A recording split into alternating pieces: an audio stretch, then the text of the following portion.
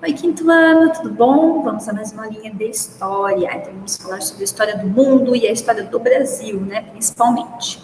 Então, continuando a falar sobre os indígenas, crianças indígenas, pessoal, página 39. Então, é o seguinte, assim como as comunidades indígenas são diferentes umas das outras, né, as crianças também podem ter modos de aprender muito distintos, então muito diferentes. No entanto, elas não são diferentes das crianças não indígenas, né? Elas são crianças, né? Elas brincam, estudam, né? Aprendem observando os adultos. Quando vivem nas aldeias, aprendem sobre assuntos diversos, além daqueles que você também vê na escola. Leia o texto a seguir. Elas têm toda uma cultura, né, pessoal, diferente das demais, né? A cultura indígena é diferente das outras, né? Tem escola na aldeia? Sim, muitas aldeias têm escola. Como se sabe, a maioria das aldeias fica dentro de terras indígenas. Assim, cada terra pode ter uma ou mais escolas. Isso vai depender de seu tamanho e da situação de cada comunidade. As escolas indígenas, assim como aquelas dos não índios, também são um espaço de aprendizado das crianças. Muitas vezes, o conteúdo que é ensinado ali pelos professores é bem diferente daquele que é transmitido pelos parentes na aldeia. É claro que esses conteúdos podem se misturar com alguns momentos, né? Mas a escola tem como foco ensinar e escrever. Ensinar a escrever, ler, fazer conta, né? Entre outros conhecimentos importantes para o diálogo com o mundo dos não índios. Já os parentes ensinam as formas de se organizar da comunidade, como produzir artefatos e tudo aquilo que é importante para se viver bem naquele grupo. Além disso, o conteúdo que se aprende nas escolas indígenas é diferente daquele das escolas dos não índios. Isso porque os povos indígenas têm direito a ter uma escola diferenciada, isto é, uma escola que ensine conteúdos que se relacionem com a cultura e língua de cada povo. Então, esse é um direito assegurado pela Constituição, né? Então, na verdade, cada cultura tem direito de receber, né, um ensino diferente, né? Como no caso deles, ele tem uma cultura muito forte, que é a cultura indígena, eles têm esse direito. Né? Até mesmo, por exemplo, quando tem algumas localidades que têm colheitas específicas em determinadas épocas do ano e tudo mais, a escola também se adequa a essas colheitas, essa modificação da agricultura de acordo com a região. Então, tem toda uma modificação de acordo com a necessidade, né? Então, aqui nós temos crianças brincando de amarelinha na aldeia Inhaabé, em Manaus. Olha que interessante, pessoal. Para praticar. Bom, vou pedir que vocês façam a página 40 e 41 para a gente poder finalizar esse módulo, tá bom? Então, deem uma pausa, respondam, daí já podem voltar, tá bom? Número 1. Desembaralhe as letras e descubra alguns elementos das sociedades tupis. Então, como que vai ficar essas palavrinhas? A primeira, pessoal, vai ficar pajé. A segunda vai ficar igualitária, né, a letra B. A letra C vai ficar mandioca. Número 2, pessoal, para vocês completarem a cruzadinha, né? Então, forma como os portugueses chamavam as línguas indígenas que não eram tupis. Tapu-iá. Olha que interessante. Um dos grupos indígenas brasileiros mais conhecidos, tupis. C, nome do Parque Nacional criado em 1961. Xingu. Órgão do Estado responsável por tratar, né, das questões indígenas no Brasil, FUNAI. 3. Leia com atenção o texto a seguir. Enquanto o Estatuto do Índio, promulgado em 1973, previa prioritariamente que as populações deveriam ser integradas, né, ao restante da sociedade, a Constituição passou a garantir o respeito e a proteção à cultura das populações originárias. Segundo a Constituição de 1988, a população indígena, hoje no Brasil, tem o direito de buscar mais integração, bem como de se manter intacta em sua cultura aldeada, se assim entender que é a melhor forma de prevenção. Tá? Vamos lá. Qual é a principal diferença entre o Estatuto do Índio de 1973 e a Constituição de 1988 no que diz respeito a populações indígenas? Então, o que nós temos de diferença? Segundo o Estatuto, a integração dos índios era uma obrigação. né? Agora, pela Constituição, fica a critério dos índios, né, se integrarem ao restante da sociedade ou se manterem isolados nas suas terras, né, nas suas comunidades indígenas, ok? Vamos testar. Assinale a alternativa correta sobre os povos indígenas no Brasil atual. Letra D de dado, pessoal. A Constituição de 1988 reconhece a autonomia e a importância das populações indígenas. 2. Qual a importância dos mitos e das lendas para as populações indígenas? Letra A. Transmitir saberes e preservar as raízes culturais e as tradições indígenas. O que nós podemos concluir aqui, pessoal? A diversidade cultural das sociedades indígenas na época da chegada dos portugueses, as principais características das sociedades tupis por volta de 1500, a luta das comunidades indígenas para preservar seus costumes e tradições ao longo do tempo, a importância de proteger os direitos indígenas e garantir que todas as comunidades indígenas tenham suas tradições respeitadas no presente. Então, tudo isso nós vimos, e é realmente, pessoal, muito importante, né? Porque... Deixa eu só subir aqui para eu poder... Calma aí, gente. É do grifar aqui de outra cor. É muito importante tudo isso, né, pessoal? É necessário uma proteção, uma preservação dos costumes indígenas e um aprendizado, né?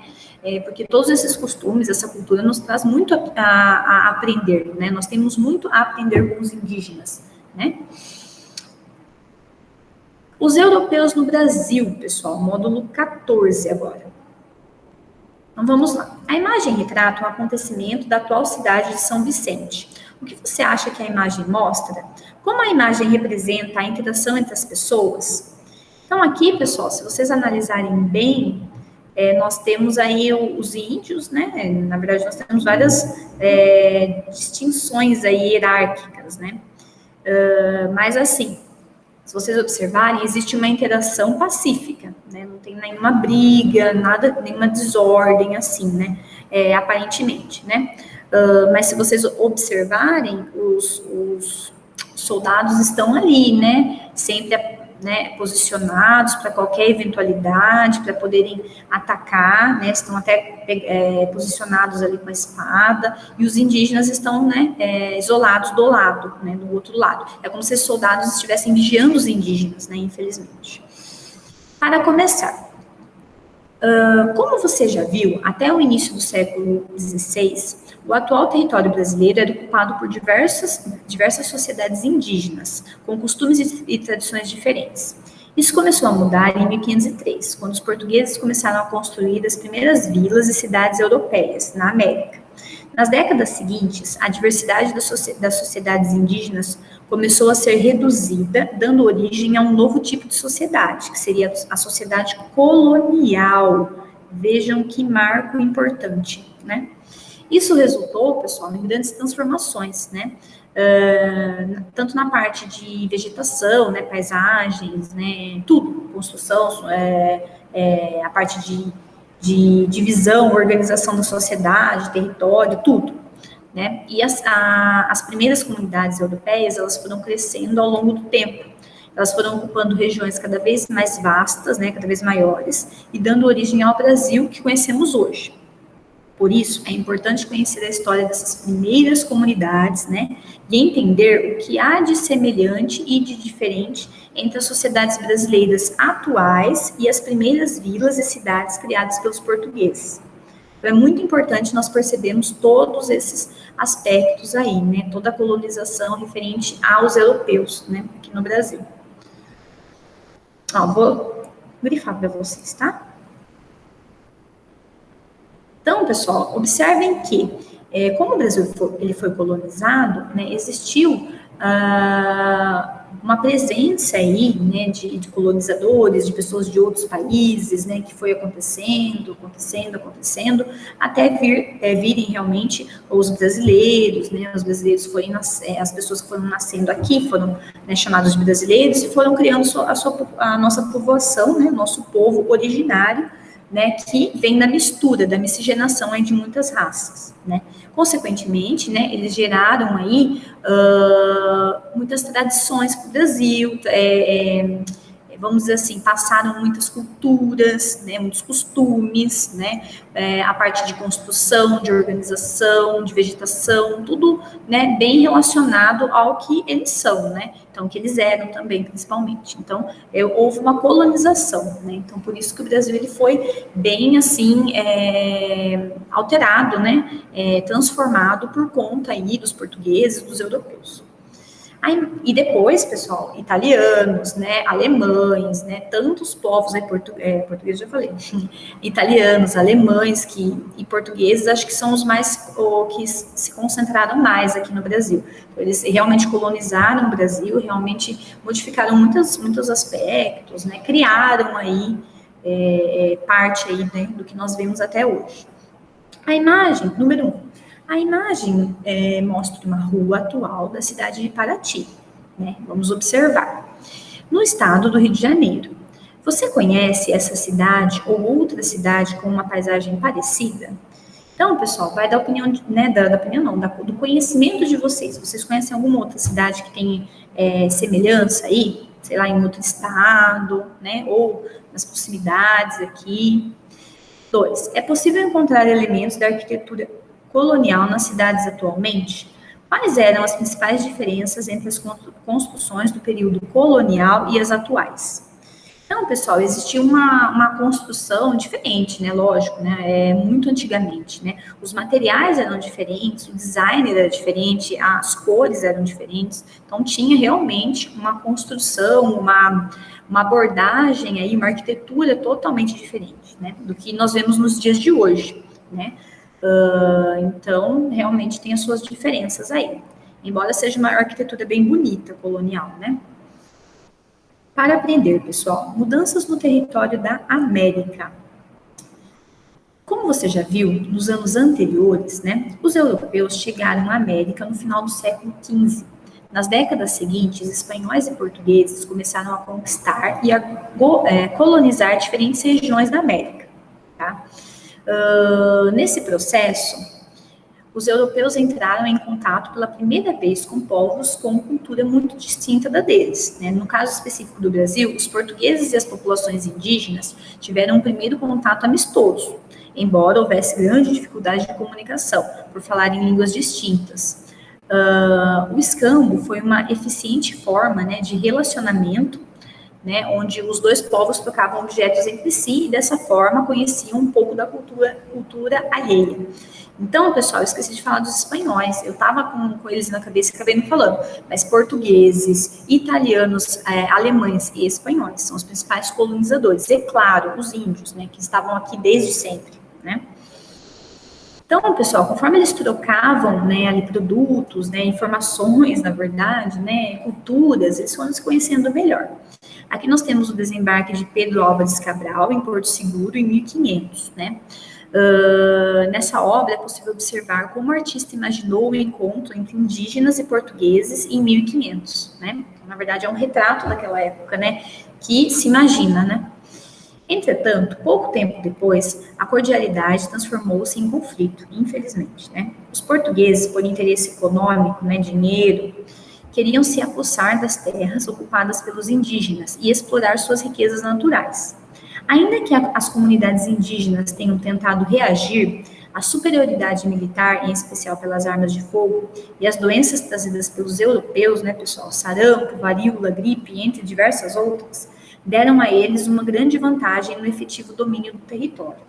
Como consequência, além de perderem o tempo em que viviam as gerações, os povos indígenas acabaram dizimados, né, escravizados ou obrigados a fugir para outras regiões. Cerca de 3 milhões de indígenas morreram em decorrência da conquista portuguesa, seja pelo enfrentamento direto, né, seja pelas doenças, pela escravidão, né, ou seja, pela escravização, mesma coisa, ou né, na verdade, uma junção de todos esses fatores, né.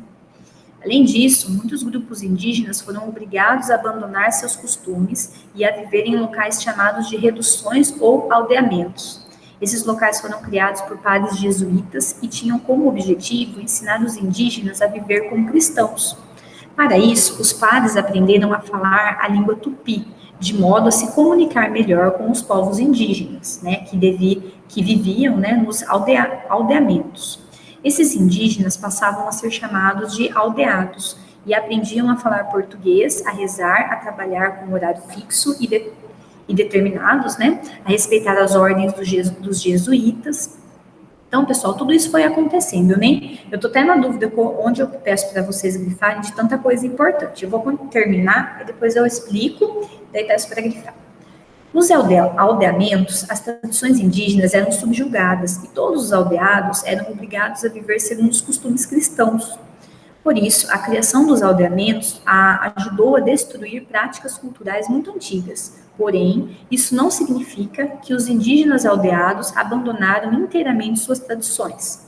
Muitos resistiram e preservaram seus costumes e crenças, mesmo sofrendo castigos e punições por conta disso. Com tudo isso, em poucas décadas, o litoral do atual território brasileiro deixou de ser ocupado por diferentes comunidades indígenas. No lugar, começou a se formar uma sociedade colonial, comandada pelos europeus, né? Indígenas e africanos escravizados também participavam da formação dessa nova sociedade, influenciando os costumes e as relações sociais. Para entender esse processo, é importante conhecer como eram as primeiras comunidades europeias construídas no atual território brasileiro. Bom, pessoal, é bastante coisa, eu vou resumir. Então, pessoal, depois que aconteceu todo esse problema, né, infelizmente os indígenas foram dizimados, então muitos foram mortos mesmo, né, muitos pegaram doenças, né, e eles não tinham imunidade boa, porque eles nunca tinham, na verdade, eles nunca tinham visto essas doenças, então o corpo deles não estava acostumado com aquelas doenças, então não conseguia reagir como os portugueses, né, os europeus, porque os europeus já tinham tido contato com aquela doença, o corpo foi criando imunidade, né, e eles foram se fortalecendo, fora que eles tinham determinados tratamentos também diferentes, né. E os portugueses, os índios já não tinham nada disso, né? Eles só sabiam das ervas, mas eram doenças que eles não sabiam qual era, né? Não tinham conhecimento sobre elas, e eles acabaram tendo essas doenças de maneira mais forte por conta da imunidade deles, que eles não tinham contato com doença nenhuma praticamente. Eles eram muito saudáveis, né? Então, eles não tinham tido aquele contato, não tinham criado a imunidade, né? A defesa contra aquilo. E além disso, eles foram escravizados, muitos, né, foram obrigados a fugir, né, ir para outras regiões, né, e uma parte, então, acabou ficando com os jesuítas, né, aprendendo todo o ensinamento cristão e não podendo exercer a sua cultura, não viver da maneira com que eles viviam antes, né. Então, aconteceu tudo isso. Depois começaram, então, a criação da sociedade colonial, né? Então, começaram a existir começou a existir esse tipo de sociedade, né? Com casas ali, construções coloniais, os colonizadores vivendo ali de acordo com as suas regras, seus costumes tradicionais, suas riquezas, né? E os índios, né, e os africanos, né, se transformaram em escravos ou viveram como os jesuítas. Geralmente eles acabaram virando, na maior parte, acabaram virando escravos, e muitos morreram. Então, ou eles morreram, ou eles viraram escravos, ou eles fugiram, e uma parte ficou com os jesuítas. Mas mesmo assim, ainda a escravidão aconteceu em grande proporção, tá, pessoal? Então, infelizmente, aconteceu tudo isso.